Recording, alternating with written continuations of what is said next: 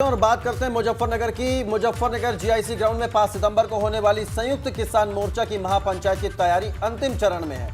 आज अन्य राज्यों से किसानों के पहुंचने का सिलसिला लगातार जारी है। 200 से ज्यादा जगहों पर किसानों के ठहरने और उनके खाने पीने की व्यवस्था की गई। वहीं जिला प्रशासन ने सभा स्थल में सुरक्षा बढ़ा दी। लेकिन इसी के साथ ये भी जान लीजिए कि कोरोना प्रोटोकॉल का पालन कराने के लिए प्रशासन ने जगह जगह पर सैनिटाइजर मास्क की व्यवस्था भी कराई है। महापंचायत में किसी तरीके की अराजकता ना हो, हिंसा ना हो, इसे लेकर भी जो सभा स्थल है, जरूरी रास्ते हैं, उन पर सीसीटीवी कैमरे इंस्टॉल किए गए हैं। ड्रोन से नजर रखी जा रही है। चलिए, हमारे सहयोगी बलराम हैं जो जमीनी स्तर की जानकारी हम तक पहुंचाएंगे। बलराम, ये बताइए कि कितने एक साथ इकट्ठे होने की खबर मिल रही है, कितने लोग आ चुके हैं, कितने आने बाकी हैं और प्रशासन की व्यवस्था।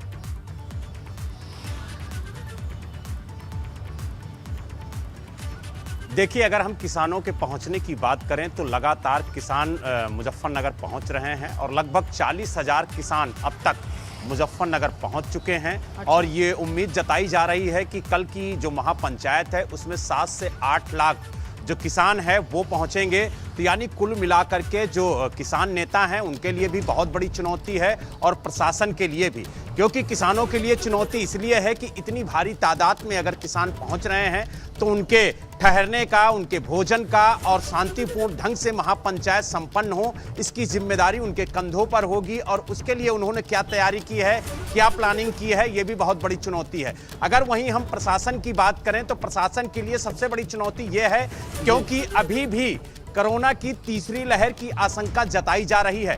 ऐसे में देश के कोने कोने से आ रहे भारी तादाद में किसानों का स्वास्थ्य परीक्षण हो और ये कोरोना वैश्विक महामारी मुजफ्फरनगर और उसके आसपास के जिलों में ना फैले, इसकी भी जिम्मेदारी प्रशासन की है। इसीलिए प्रशासन ने जगह जगह पे सैनिटाइजर की व्यवस्था की है, मास्क की व्यवस्था की है।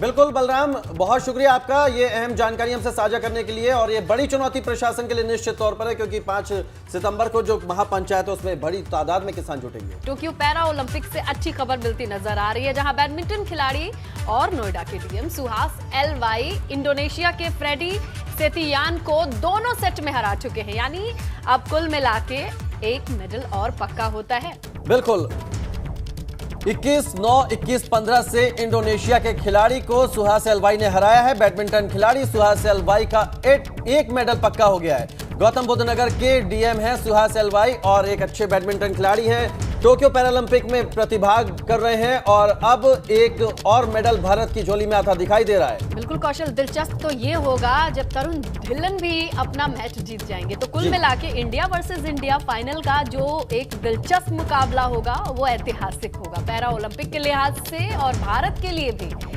और इसी खुशखबरी का इंतजार हम कर रहे थे सुबह से, जब हम लगातार अपडेट एबीपी गंगा पर दर्शकों को दे रहे हैं कि ना सिर्फ नोएडा के डीएम है सुहास एलवाई, बल्कि भारत का प्रतिनिधित्व कर रहे हैं। इस मैच पर मेडल की बाजी लगी हुई थी और देखिए, एक मेडल पक्का होना अपने आप में खुशखबरी है।